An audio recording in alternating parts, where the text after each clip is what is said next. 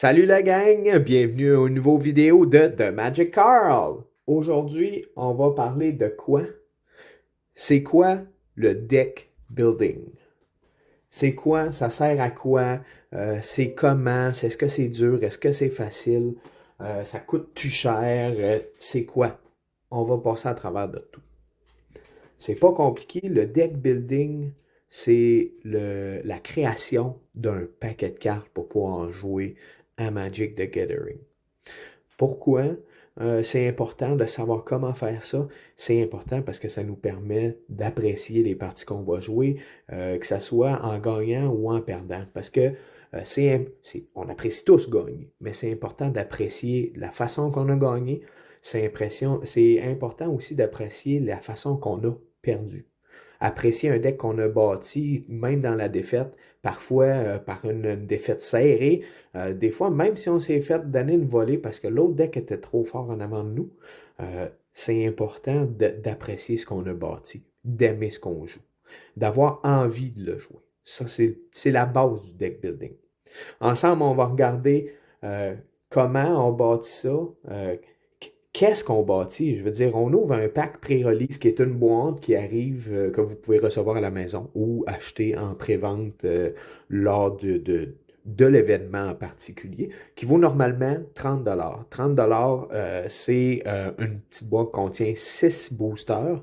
On a toujours une promotion avec 2 boosters de plus, peu importe que ce soit la journée de l'événement ou dans les magasins.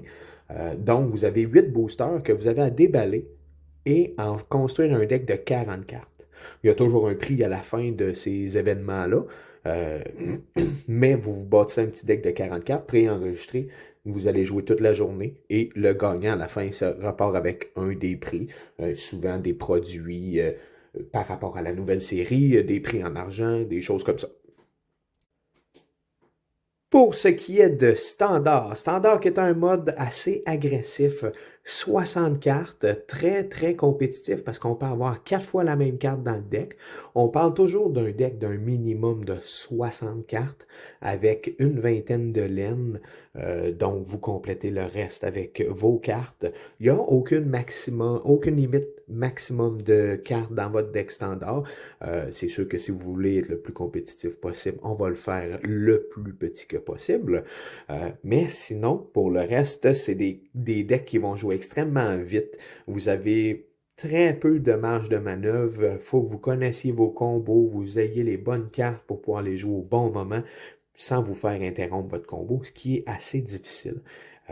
C'est des modes de jeu qui peuvent coûter un petit peu moins cher que le Commander, malgré que si vous décidez d'aller vous chercher 4 Black Lotus pour mettre dans le deck, ça va coûter cher. Pour le reste, vous allez voir, c'est quelque chose qui se bâtit assez facilement. Je vous dirais que même Magic, Wizard of the Coast, Magic the Gathering sortent de moins en moins de decks 64. Pas parce que c'est moins le fun à jouer, plus parce que le Commander, lui, gagne en popularité. Pour ce qui a trait au mode commandeur, c'est un paquet de 100 cartes avec un commander. Le mode commander prend de plus en plus en popularité. Pour preuve, Wizard of the Coast, Magic the Gathering eux-mêmes font de plus en plus de releases de decks commandeurs avec leur nouvelle série. Donc, on va avoir la chance ensemble d'en examiner quelques-uns, de regarder qu'est-ce qu'on pourrait modifier dedans, qu'est-ce qui serait intéressant à modifier, comment en bâtir de nouveau avec ceux qui n'ont pas mis dans les decks, parce que souvent dans les séries, ils vont sortir plusieurs autres cartes légendaires qui sont bonnes pour être un commander, qui ne valent pas trop cher non plus, qui peuvent faire des choses qui sont intéressantes. Des decks qui ne sont pas vus euh, ailleurs que dans vos mains ou peut-être une fois ailleurs dans le monde, parce qu'il y a toujours quelqu'un qui va penser à la même chose que vous. Donc, ensemble, dans ces vidéos-là, on va regarder comment bâtir ça comme il faut, comment bien analyser un deck, parce que c'est important aussi d'analyser. Analyser un deck, savoir si vous avez assez d'instants de sorcellerie, d'enchantement, d'artefacts, de créatures, si le tout est bien balancé, ça va être très important. Donc, on va analyser tout ça ensemble dans nos futures vidéos.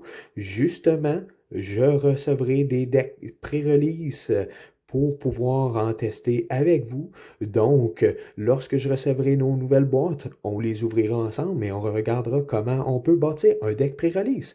Donc, on se retrouve pour la sortie de New Capenna. Bonne journée, abonnez-vous, suivez-moi, likez la vidéo et on se voit dans une semaine.